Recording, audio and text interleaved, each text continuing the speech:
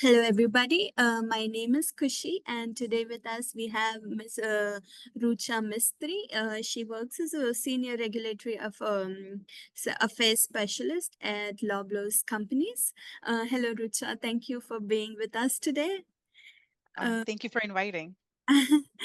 so, let's start with my first question. Can you tell us about your professional journey after graduation? Like, how did you get started and the difficulties you faced and how you overcame them?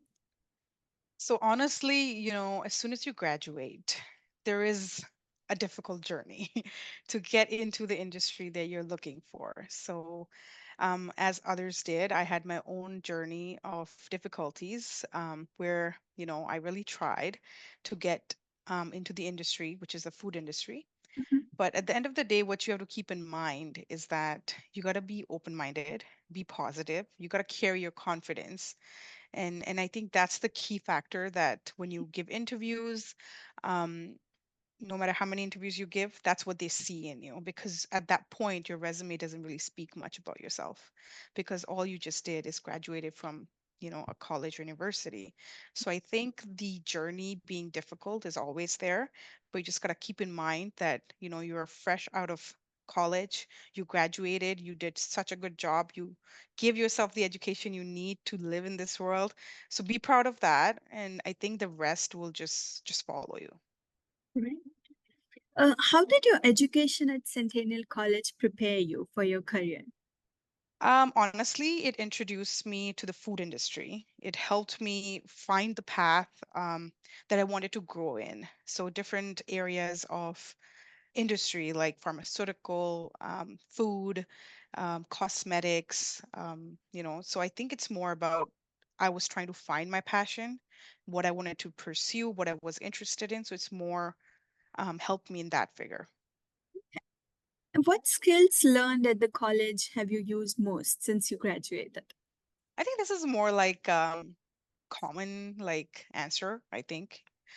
It's usually simple, basic, which just starts from computer skills, your presentation skills. That involves, speaking in front of people. I'm sure you must you have a lot of projects that you present in front of Mhm. your whole class, your teachers evaluating you, how to put together a report, what are you putting in your research, your email skills. So it's basically confidence and everything that you gain while you're studying in college that helps you in that and pushes you to do better. Right. What problems do you think most students face when they transition from academics to work environment, and how do you suggest they tackle them? I think that goes to mindset. I think the stronger your mind, the easier the transition, because I think you should become like a sponge, Mhm. soak every details, every information, every learnings, when you are in the industry or you're trying to get into the industry. So I think it's your mindset. You're going to get a lot of downs, but I think you're definitely going to find that up one time, because that up will look at you on how easy and conveniently you're blending into the situation. Be a water, whichever Right. shape of jar you put it in, you become like that. So I think that's very important, your mindset. Looking back, is there anything you wish you had done differently? Um, I was thinking about this, like just simply. I think my course that I took was on co-op. Mhm. If I, excuse me, if I did get the opportunity to take the co-op course, I think it would have the experience I would have gained from that would have been a little bit different, because at that time I would have had the experience in the industry that I would had passion about, Right. which I gained after I graduated. So I think that's something differently I would have done. Okay. So what have you learned in the industry that you wish you learned here at the college? Um, I think it's the more collaboration. It's more about how you're gonna be using your understanding with the college and then the industry out there. Um, it's just a thought process, The learnings is always there. Your college is always teaching you everything that you need to know about, your food technology, your microbiology, everything. So I think it's more about the collaboration. Um, what would you suggest? Would you suggest any additional certification or training to students apart from the academics that would help them gain a job? Um, I think that depends more on a person of each person's own uh, their interest. So if Mhm. someone is interested in quality, food safety. There's more like SQF practitioner courses. Like if you're interested in regulatory, like I am, you can do food labeling, Canadian or US. There's the regulations are always going to be there. So it all depends on each person's interest, but definitely suggest that you should look into the career that you want to grow into more and try to find the supporting certificates and trainings that are available out there. But yes, definitely keep yourself up to date with everything that you're learning. Can you share any resources or networking opportunities that you benefited since graduating? I think virtual or in person, like coffee chats, career chats with HRs of different companies, a contact you find on LinkedIn, just set up a quick call, try to understand them, understand their career growth. How did they start their career in the industry, where they are today? Just I guess you need to find the right inspiration, but you can't find that until you know the person. So I think virtual or in person coffee chats and career chats will be the great opportunity that you can use. Okay. Um, now, how do you think co-op prepares students for entering the work environment? How do you think? I think co-op helps you because once again, that's where collaboration comes in the picture.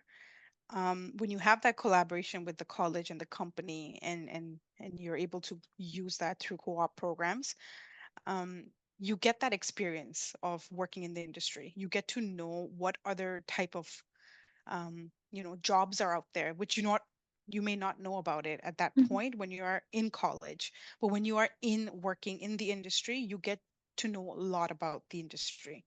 So I think co-op helps you to set that mind to be able to open up your opportunities, because when you started your career or your education in college, in the beginning of the first year you may think this is what I want to do.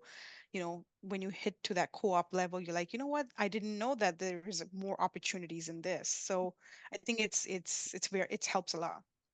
Because a lot of students, especially new students, are all the time confused, like if they should go for the co-op or not, if it's really gonna help or not. No, I think So, it's very beneficial for sure.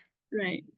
Do you have any suggestions for students who would like to go for further studies after the diploma here? Because a lot of students, I know, they've already completed their graduation and would like to do a post graduation here. So, any suggestions for them? Once again, as I mentioned, it's each person's own opinion of what their career growth they want to go into, because I've seen people, go into PhDs and degrees after that where they're like, well, this wasn't my cup of tea. I want to be more like dietitian. I want to be more a biotech technologist and PhD somehow. I want to do this, or there's so many other options that students now has opportunities available to them. So I think if you really love to explore education, I think go for it. Like I think the sky is the limit. Right. And can students connect with you on LinkedIn? Yeah, absolutely, absolutely. Yes, I'm gonna be definitely. the first one. Thank you. And what my this is my last question for you.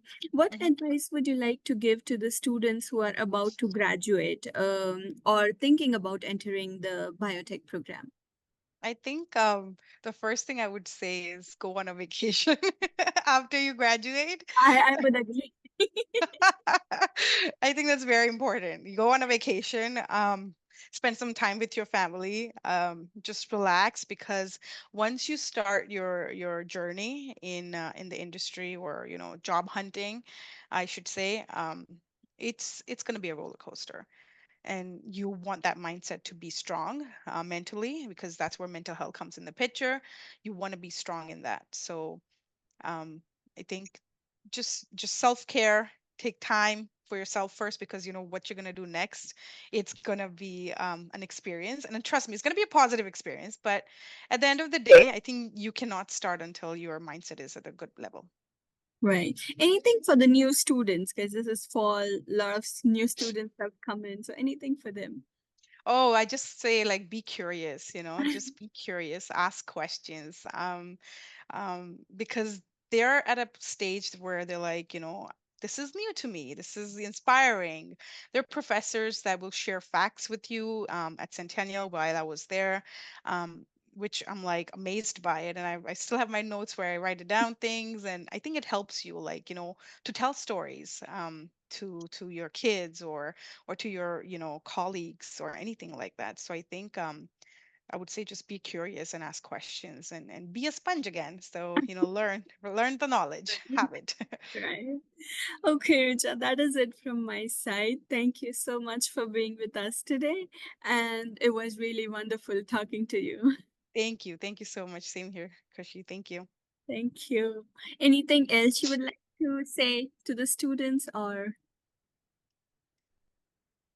I would say, you know, um, just read your books, be smart.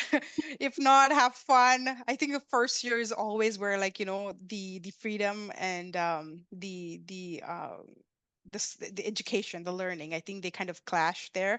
So just take one step at a time, because it's going to be a little overwhelming for them at first, because it's the first year, you're like, I'm Right. in a college, I'm going to start this, or I'm going to learn this. And sometimes, it goes in a different directions, but I would just suggest that take one step at a time, breathe, and do yoga. Do yoga. Yeah. All right. Thank you so much, Richa. Thank you.